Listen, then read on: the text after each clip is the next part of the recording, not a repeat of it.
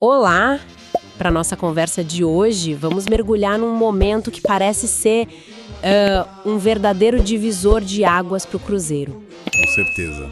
Olhando o material que a gente recebeu, o início da temporada de 2026 é um turbilhão de coisas acontecendo ao mesmo tempo. É a tempestade perfeita, mas tipo no bom sentido. Sim, é um clube olhando para o futuro, com a garotada da base, lidando com o assédio milionário da Europa no presente e, claro, se preparando para o maior teste de todos. O clássico. O clássico contra o Atlético Mineiro. E o mais interessante é que não são eventos isolados, né? A final da base, as propostas pelos laterais e a preparação para o clássico. Tá tudo interligado. Exato, mostra como o Cruzeiro está tentando equilibrar o desenvolvimento de talentos, a saúde financeira e, claro, a performance imediata em campo. Então vamos começar por onde tudo nasce. A base. A Toca da Raposa. Isso, o Cruzeiro tá na final da Copa São Paulo, a Copinha, que é a grande vitrine do futebol de base no Brasil. A final é contra o São Paulo, no Pacaembu. Um palco gigante. E só isso já seria enorme. Mas tem uma camada a mais nessa história, não é? Tem, e é uma camada que torna tudo muito mais saboroso. Essa é uma reedição da final de 2007. Pera aí, 19 anos atrás. Exatamente, 19 anos. Naquela época, o Cruzeiro levou a melhor nos pênaltis e conquistou seu primeiro e único título da Copinha até hoje. O futebol adora essas coisas, né? Esses ciclos que se fecham. E a coincidência mais maluca de todas? Ah, sim. O goleiro daquele time do Cruzeiro, o Rafael, herói dos pênaltis. Hoje ele joga justamente no São Paulo. É inacreditável. O roteirista desse campeonato caprichou, né? Nossa, e como? E quando a gente olha para a escalação daquele jogo de 2007, a gente entende o peso de uma final dessas. Não é só sobre a taça. É sobre quem surge dali, né? Exato. É sobre o calibre dos jogadores. Do lado do Cruzeiro, além do Rafael, tinha o atacante Guilherme, uma carreira longa, o zagueiro Maicon, que rodou o mundo. O técnico era o Enderson Moreira. O próprio. São nomes que se consolidaram no cenário nacional. E do lado do São Paulo, o grande nome era o zagueiro Breno. Lembro dele. Nossa, o Breno era um absurdo. Parecia um veterano com 17 anos. Foi vendido para o Bayern de Munique logo depois. Chegou à seleção olímpica. Era um talento que você olhava e sabia que era diferente. Exatamente. E essa é a conexão direta com o time de agora. Ganhar a Copinha em 2026 não é só repetir o feito de 2007. É mais que isso. É validar um projeto de formação. É mostrar para o mercado e para a torcida que a Toca da Raposa, mesmo com o SAF, com tudo, continua sendo o coração do clube. E essa validação se traduz em duas coisas, imagino. Duas coisas. Reforços para o time de cima e, claro, dinheiro no caixa. E essa questão do dinheiro no caixa já é uma realidade, né? Os holofotes da Europa estão todos virados para Belo Horizonte. Principalmente para a lateral esquerda. Sem dúvida. As fontes mostram duas situações bem quentes. Kaique Bruno e Cauã Prates. São dois jogadores da mesma posição, mas em estágios diferentes da carreira. E o clube está tratando cada caso de uma forma bem particular. Vamos falar do Kaique primeiro. 22 anos, titular absoluto. Uma realidade do time. O interesse vem do Como, da Itália, e a primeira proposta foi recusada. Recusar uma primeira oferta é quase praxe no futebol, né? Mas o que essa recusa específica nos diz sobre como o Cruzeiro enxerga o Kaique? Diz muito. Sinaliza uma mudança de mentalidade na gestão. O Cruzeiro não se vê mais forçado a vender na primeira oferta que aparece. Como talvez tenha sido em outros momentos. Exato. Eles agem como um clube que entende o valor de desenvolver o talento em casa. Não só pelo dinheiro lá na frente, mas para o sucesso esportivo agora. Entendi. A diretoria acredita que ele tem potencial de seleção brasileira e que esse potencial vai ser mais bem desenvolvido jogando uma temporada inteira como titular aqui. Mas existe um risco aí, não? Manter o jogador, recusar uma oferta. E se ele não atinge esse potencial todo? Ou se machuca? É o grande dilema da gestão de talentos. O risco existe, claro, mas a diretoria parece calcular que o risco de enfraquecer o time para essa temporada, perdendo um titular, é maior que o risco financeiro. É uma aposta clara no presente. Certo. E do outro lado da moeda temos o Cauã Prates, um garoto de 17 anos. Reserva imediato, mas que já deixou sua marca. A situação dele é completamente diferente. E a proposta vem do Borussia Dortmund, certo? Exato. E só o nome do interessado já eleva o status da negociação. O Dortmund é talvez a maior grife do mundo em desenvolver jovens. E a oferta é alta. Pesadíssima.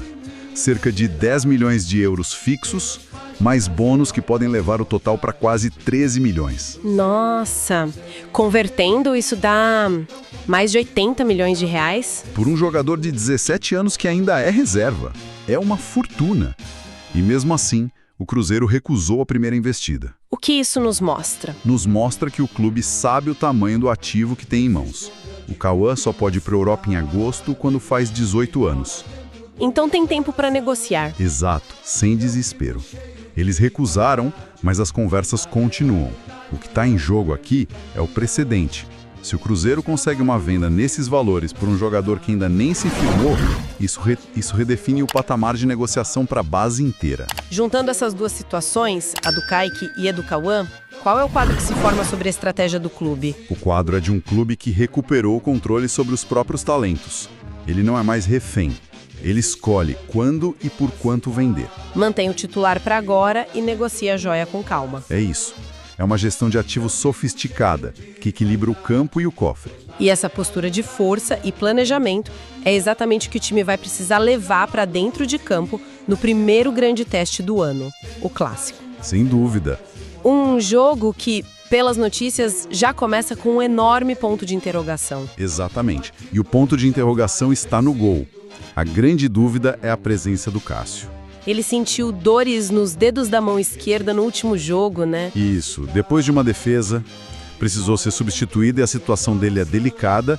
Vai ser decidida assim nos momentos finais. O técnico Tite já veio a público dizer que confia no reserva, o Otávio, mas é inegável que a ausência do Cássio, um líder, um jogador desse calibre, seria um golpe duro. Com certeza. Mas a possível ausência do Cássio é só a ponta do iceberg, das mudanças que aconteceram desde o último clássico em outubro de 2025. Os dois times que vão a campo são muito diferentes. Muito diferentes. Vamos detalhar isso. Do lado do Cruzeiro, as mudanças foram mais cirúrgicas, mas de um impacto tremendo. Foram mudanças de peso. Primeiro, fora de campo com a chegada do Bruno Spindl para a diretoria.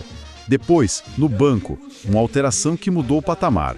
Saiu o Leonardo Jardim, chegou o Tite. E dentro de campo? Contratações pontuais, mas muito relevantes.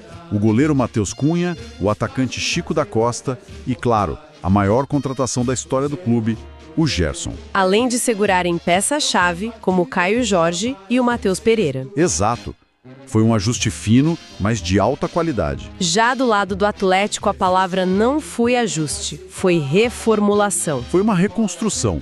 O Atlético anunciou um pacotão com 6 reforços, nomes como Renan Lodge, Maicon, e ao mesmo tempo teve 9 saídas. Incluindo um jogador do tamanho do Guilherme Arana. Exatamente. É um time que ainda está buscando sua identidade. Enquanto o Cruzeiro aprimorou a base, o Atlético trocou boa parte das peças. E no meio de tudo isso, tem uma história particular que pode definir o jogo. A subtrama que todo mundo quer assistir. O reencontro entre Jorge Sampaoli, técnico do Atlético, e Gerson, a grande estrela do Cruzeiro.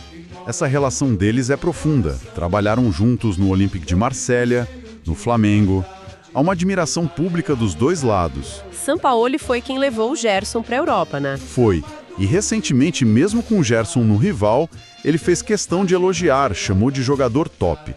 O próprio Gerson, na apresentação, disse que o Sampaoli sempre falaria bem dele. E essa conexão não era só no discurso, se traduzia em campo de uma forma muito clara, certo? Totalmente. O ponto-chave aqui é a adaptabilidade. A temporada mais artilheira da carreira do Gerson, com 11 gols, foi com o Sampaoli. Foi sob o comando do Sampaoli no Marselha. E por quê? Porque o Sampaoli usou ele de múltiplas formas.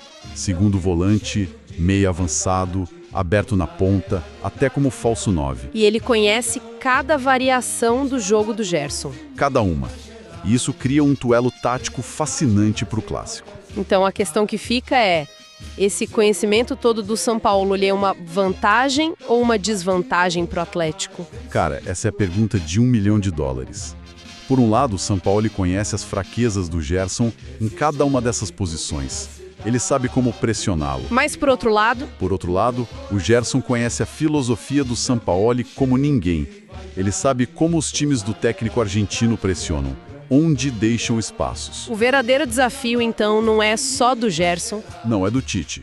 A batalha tática será sobre o Tite conseguir usar o Gerson de uma forma que o Sampaoli talvez não preveja, ou numa função que explore uma fraqueza que o próprio Gerson sabe que existe. Resumindo toda a nossa conversa, então, o Cruzeiro entra nesse clássico num momento muito complexo e promissor. A base está mostrando sua força máxima, o clube demonstra maturidade no mercado. E o time principal, sob novo comando, foi reforçado de forma estratégica. Exato. O clássico de domingo é muito mais do que só um jogo. É o primeiro grande termômetro para dois projetos muito distintos que os rivais de Minas desenharam para 2026. De um lado, a reformulação do Atlético, do outro, a aposta do Cruzeiro na continuidade qualificada. É isso. Isso nos deixa com uma reflexão final, né? Independentemente de quem vença no domingo, a pergunta que vai ecoar ao longo da temporada é: qual filosofia se provará mais eficiente na briga pela hegemonia mineira? A reconstrução massiva de um elenco como a do Atlético. Ou a aposta em ajustes cirúrgicos e na manutenção de uma base forte, uma estratégia que é perfeitamente simbolizada pela chegada de um jogador como Gerson ao Cruzeiro. O primeiro capítulo dessa resposta começa a ser escrito neste fim de semana.